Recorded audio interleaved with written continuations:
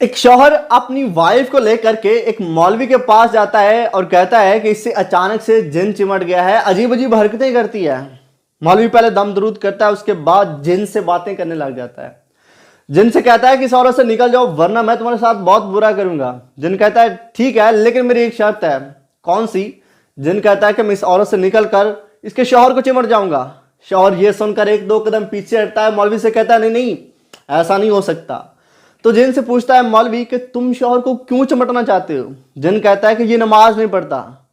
तो मौलवी कहता है ठीक है, तुम ऐसा करो, इनके घर से थोड़ा दूर रहने लग जाओ, अगर ये इसका शौहर नमाज ना पढ़े तो तुम इसे चिमट जाना।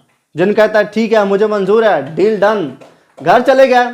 शौहर सिर्फ 5 वक्त की नमाज नहीं पढ़ता था, बल्कि अजान होने से पहले मस्जिद में दाखिल हो जाता था।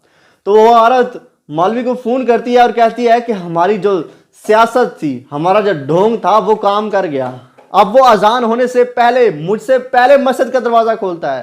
तो कुछ सियासतें ऐसी भी होती हैं जो यकीनन बहुत बड़ी होती हैं।